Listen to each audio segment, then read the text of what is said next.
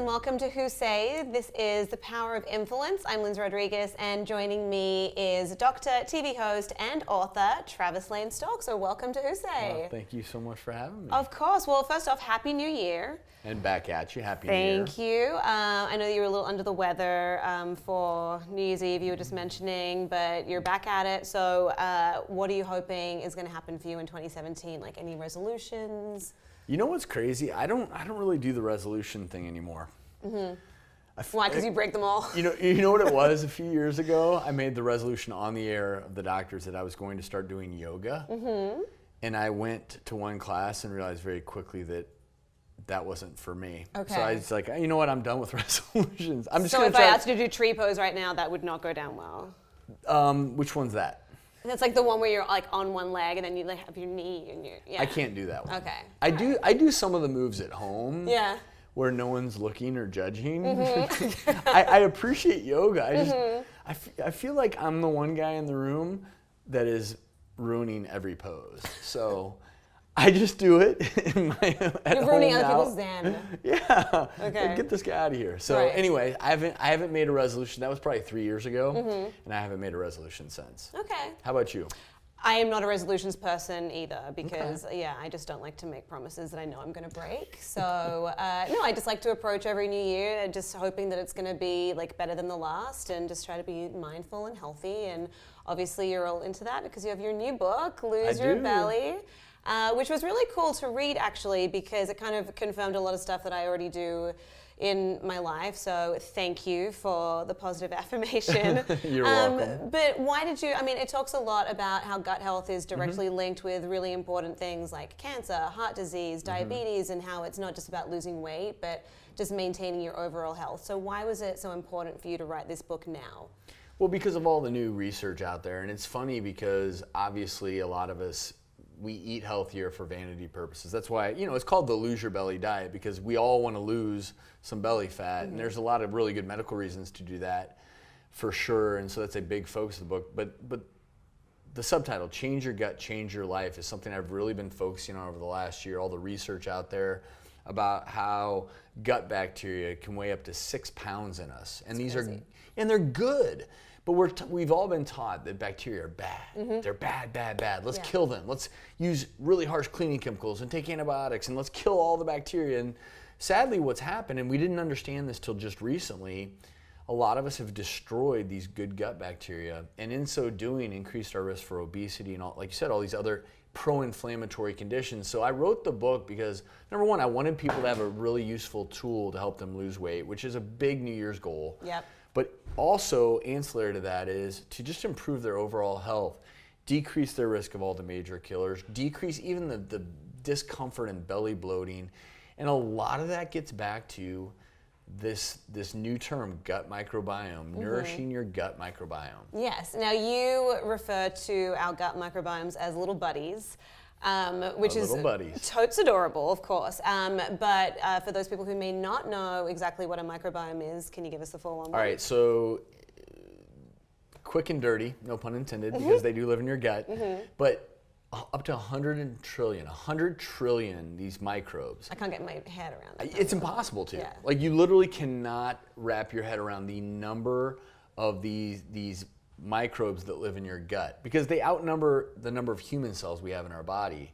So 100 trillion, again, I mentioned weigh up to 6 pounds. But the thing that's so important about them is we're finding that the more of these good bacteria you have and the more diverse the species, because look, bacteria, even though you can't see them, they're different, just like different animals.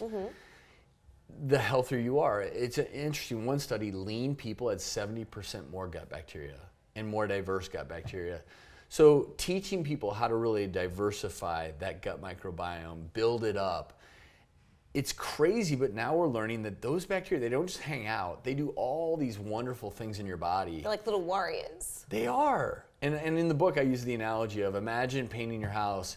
Instead of 3 to 4 people helping you, you had 100 trillion helpers. And I feel like that's what our little buddies do. They're all these helpers helping us digest our food, help us be leaner, help us fight off disease, help us even just fight off. When I talk about inflammation, I'm also talking about autoimmune diseases like asthma and allergies, helping with those as well. Acne.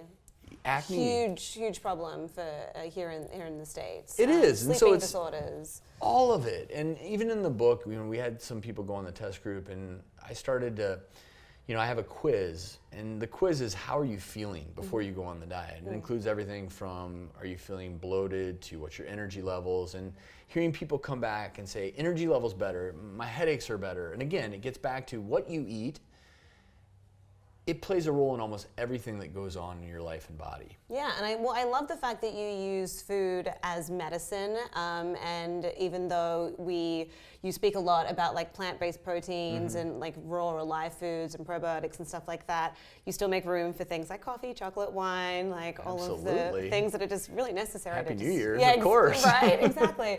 But my sort of thought is that I think a lot of people, when they hear things like kimchi and kombucha and like raw, live, like living foods, like they might be very intimidated. And you even mentioned that growing up, you yourself were more of like a meat and 3 veg kind of guy, and so you had to kind of like ease yourself into these kinds of practices. So what advice would you give to people for making these changes? Yeah, so that's why I take a very gentle approach. Look, I come from a family of Midwestern farmers. And if I roll back home, I was just in Nebraska over the holidays, and roll back home and hand everyone kombucha, that's a little overwhelming. So one of the things I do in the book is I talk about, okay, let's just say you are a meat and potatoes person. Sometimes it's the subtle changes. If you're going to make it chili, remove some of the meat and throw in lentils and beans, because these plant proteins are so good for your health and nourishing your microbiome. They're loaded with fiber. If I have a recipe for what I call split-second veggie nachos, which they're quite amazing. And instead of using a regular tortilla chip, you're using a bean-based chip like Bonitos, and then you're putting, legumes on like black beans or pinto beans, and using real cheese, but using Greek yogurt instead of sour cream, avocado, salsa, all these kinds of foods that people really like that aren't quite as intimidating. Because I openly say in the book, I had never had kefir before I started writing the book. And now I use it occasionally on my oats or in a smoothie. But the truth is, I was intimidated. I remember going into the store when I started writing this book, knowing I was going to try everything. Right. And I was a little bit, I kind of looked around, who's looking at me? Because, you're going in the kefir section. And what am I even looking for here? And I think that's why I try to really break it down in the book, because this is for everyone. And it shouldn't be intimidating, but I acknowledge that it is a little bit. Yeah, and I think people might think that healthy food is food that is bland, but you definitely like break down that myth and you explain ways to make it tasty, and even like having snacks handy, like raw veggies and hummus, which is one of my favorite snacks.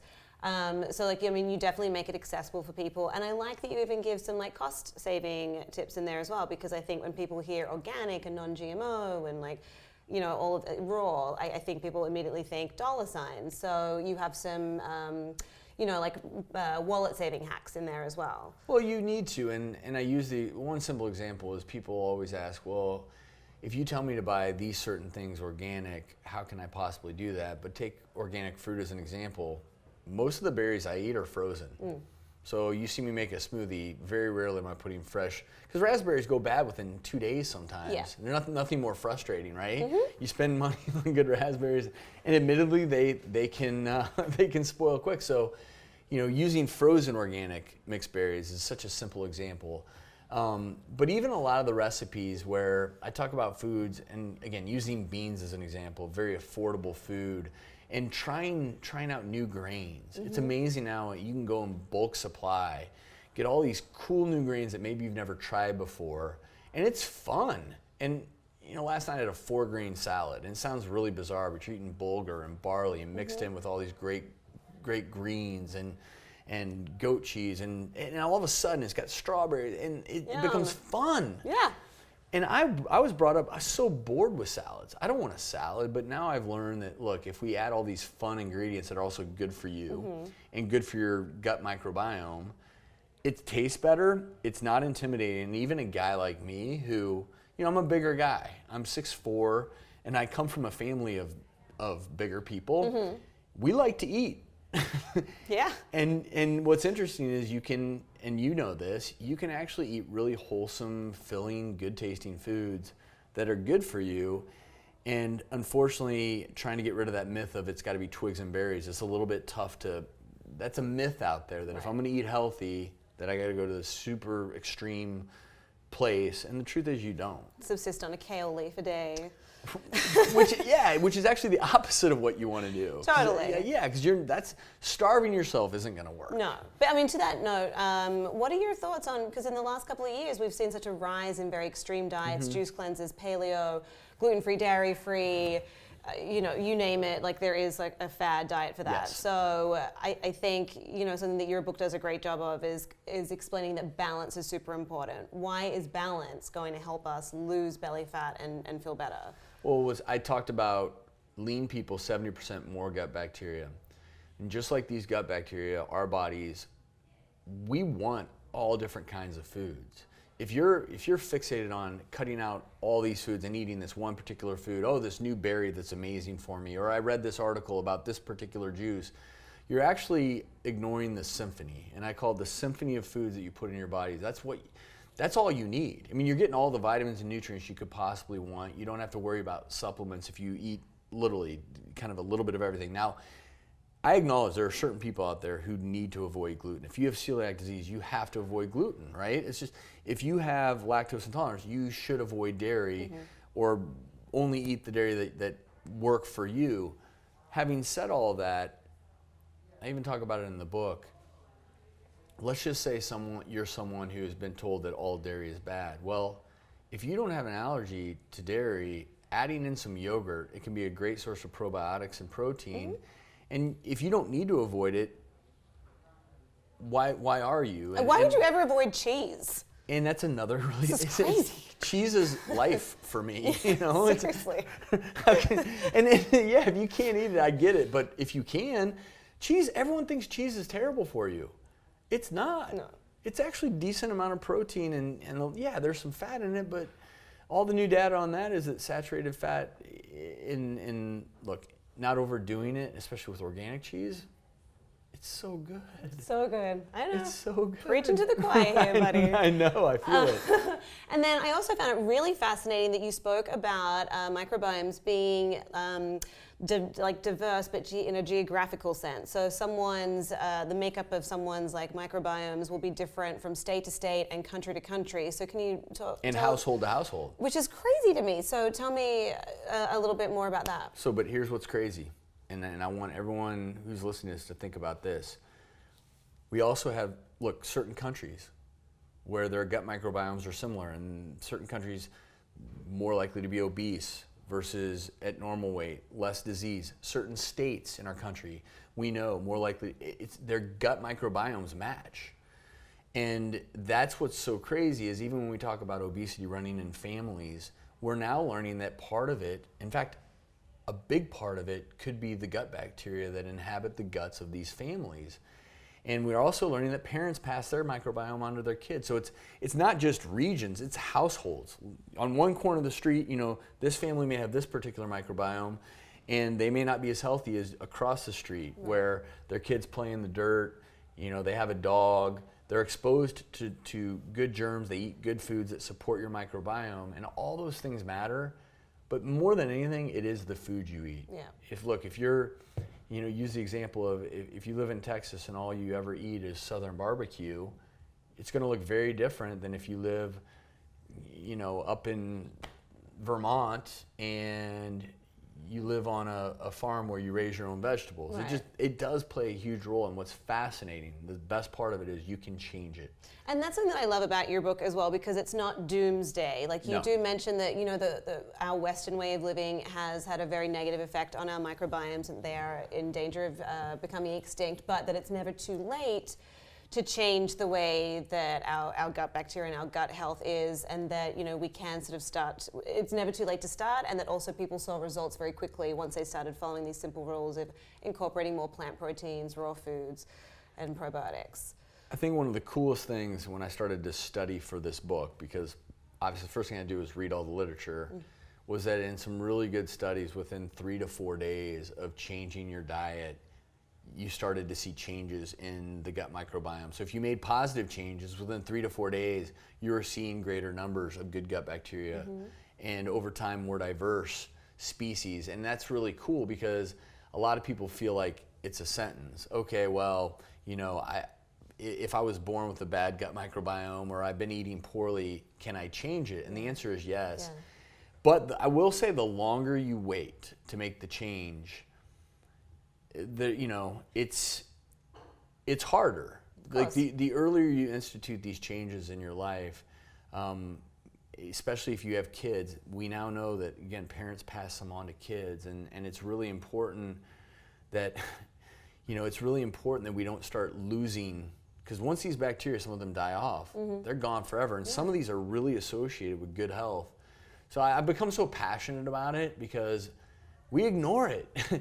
And almost 50% of the antibiotic prescriptions in this country are not necessarily needed. Right. And every room you go into, there's all these really harsh chemicals that kill off so many of these good bacteria. So I'm on a bit of a crusade here. Love it. Because I'm a doctor. I've been part of the problem. You know, again, harsh chemicals, clean everything, bacteria are bad, antibiotics. That was the environment I grew up in medicine. Now we're saying, okay, that's not true. Let's use antibiotics judiciously. Let's eat foods that are raised or animals raised without antibiotics. And let's really focus on changing this. We've gotten to this place as a society, but we can turn the corner and head back the other way. And another piece of advice that you give in the book is to get dirtier. So what do you mean by that, Travis? There's dirt on my hand, and I did not die. Well, we're so afraid to let our kids play in the dirt. Right. And I grew up, it's like, oh, okay, you know, wash your hands immediately. But it's really cool. We're learning that kids who play in the dirt, lower rates of asthma and allergies. Because again, this microbiome, we use it as an example. If you have a microbiome that isn't well developed, in other words, not a lot of good gut bacteria, in a way your immune system becomes like a bored teenager. Because they're not exposed to dirt and germs, and so they start attacking your own body, and that's how you get things like asthma and allergies and eczema. And it's interesting, kids who play in the dirt, adults who have kids who play in the dirt, who have dogs, they have lower rates of all these inflammatory autoimmune illnesses. And so, get your kids out there in the dirt. And also at home, I'm not saying at times you don't need to use harsh cleaning chemicals in certain situations, but it's okay to have a home where there's some dog fur around it. If you know, again, if your kids are allergic to pet dander, I get it, but exposing them to germs, not dangerous germs like anthrax. We're not talking about that. Happy Christmas, kids! Here's some anthrax. You don't want them licking the subway pole on the metro. We still want to avoid germs that cause disease. Right. But most germs, like the ones that hang out in the dirt, they're ubiquitous. They're good. It's okay. I feel like you just gave kids across America the best excuse to ask their parents for a dog. But Mom, Dad, it's going to give me good bacteria, which means I'm going to be healthier, so I need that puppy. So parents across America, you can thank Travis for that. That could be it. I was coming here and the cab said there's a new movie coming out January 27th called A Dog's Life. Oh, there's really? a cute little pooch on the picture, and I was like, you know, right there, that's what it's all about. Let's talk about your dog, because you have a dog, Nala. She's so sweet. And how old is she? She's 12? No, she turns 17 in 2.5 weeks. Girl looks good. She does. She's had, she had a tough New Year's Eve. I'm not gonna she's been, she's an older pup, but I will tell you, she's such a lovable little pup. How did you guys come to find one another? Because they say that often the dog chooses the owner, not the other way around. So was that the case for you? I dedicated this book to her because I was writing it. And all summer long, she would sit at my feet because she can't get around for long hikes anymore. Right. So I'm sitting, at the coffee shop. She just kind of lays there, and people come by and pet her. And I was just thinking about how I got her. I was actually at a store, and outside of the store, they had pet adoption day. And she was cowering in the corner, and just kind of kept looking up at me, and I took her for a walk, and I was done. Yeah. That was 17 years ago. Wow. First year of med school. Well, happy birthday, Nala. Oh, she's such a She's sweet so looking sweet. dog. She's so sweet. And then congratulations, because The Doctors, it's been renewed for another 2 years. I mean, you guys have been on the air now for a long time. 9 seasons. Yeah. Thank you. What have been some of the highlights of your time on The Doctors? I think the biggest thing has been learning the power of media to inspire change. We're talking about it, right? Yeah. And a lot of times there can be really slow adoption in healthcare and out there in the lay public with new exciting trends. And I think one of the things we do on The Doctors is we break it down. Health or hype. Is this something you should be doing? Hey, a celebrity's doing it. Does that mean it's good for you? No. But let's talk about, do I like it?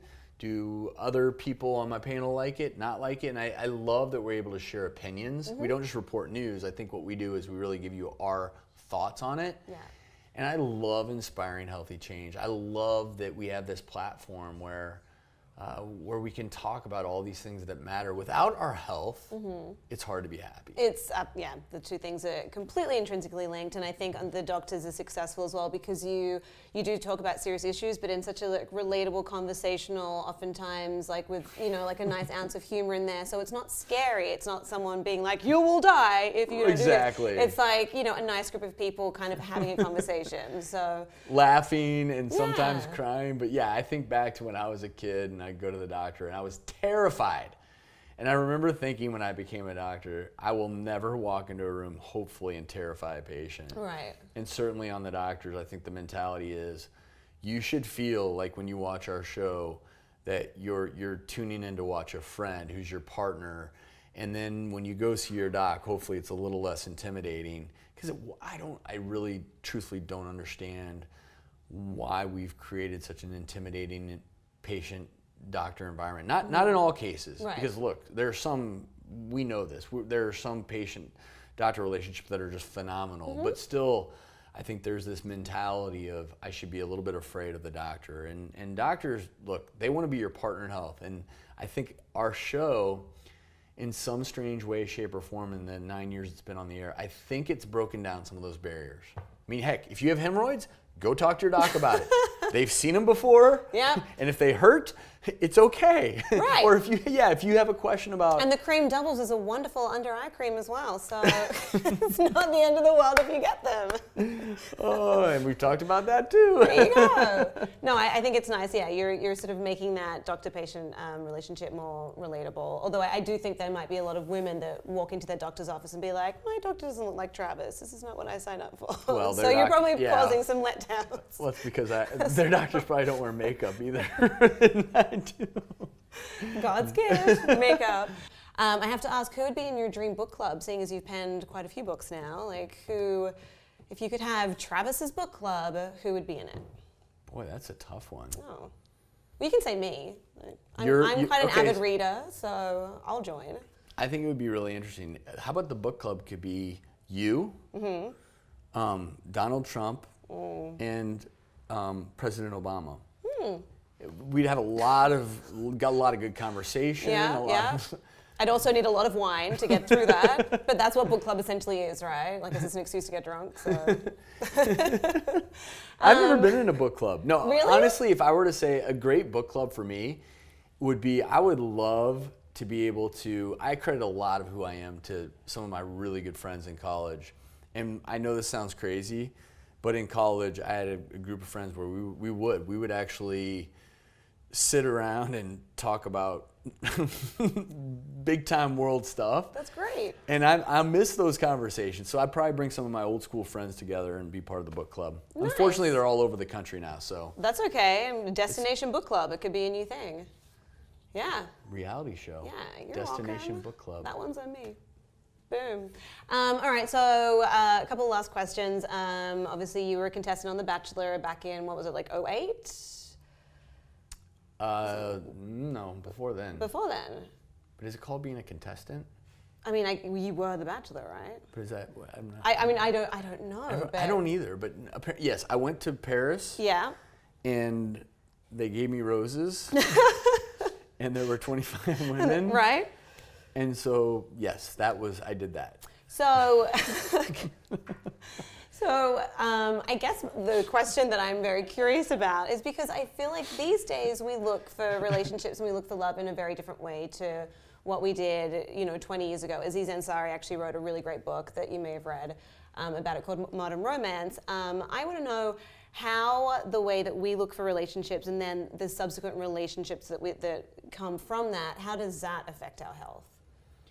We've actually talked about this a lot on The Doctors, and one of the things we've discussed is how nowadays so many people are looking for love online, and we looked at the studies, and most people online in their profile are lying about something or a lot of things. And so many relationships now are built on this layer of distrust or untruthfulness. And I think I'm a bit old school, because one of the things I will say I loved about when I went over to be on The Bachelor, I was finishing up my residency training, and I had not had any free time to date at all. There was no online date. This was over 10 years ago. Right. In fact, this was 11 plus years ago that I went to Paris. So wow, okay. It's a long time ago. Yeah. And what's interesting is it opened my eyes to you never know how or when you might meet someone. And for me, this was an opportunity to throw caution to the wind and let's just go have an experience. You never know what will happen. And I think for me, I've come to this conclusion that it doesn't matter how or when you meet someone, just being open to it and being authentic. Because if you're authentic, then whatever relationship comes from it, it's going to be authentic to you and good for your health. Positive emotional relationships help us live longer. And it doesn't always have to be romance. But if you're authentic, you're going to surround yourself with people who are authentic to your authentic self. And I know it sounds silly, but we talk about this a lot on the show. I've thought about it a lot in my own life. And those emotional connections, absolutely, not only do they help you stave off illness, if you become sick, having these authentic relationships, and let's say it's with your lover, it actually can help you get better if you're ever in the hospital. All these things do matter. And if you're having trouble in relationships, let's get back to just get a dog. Because as silly as this is, Travis's answer to everything, get a dog. Well, there's good data on people who have dogs. They're less lonely and they're more social, and they actually, dogs can strangely help us lower blood pressure and all these things that are really bad for our health. The same thing that a good relationship can do. Well, I think that's good advice. Actually, let's come up with another good reality show. What? I married my dog? Don't steal that. That's copyright. Yeah, no. We'll work on it. We'll have to think about. We'll work on it. But no, I will say unequivocally that the biggest thing that I've learned is that authenticity in relationships is everything. And I obviously. Nowadays, it's tougher than ever. It's tougher than ever. All right, you guys, well, make sure you go and buy a copy of Travis's book, and it's available by clicking in the link below, so jump on that. And then The Doctors is coming back next week. Yeah, we all new episodes, and if people want to know where they can catch us, go to thedoctorstv.com for your local listings.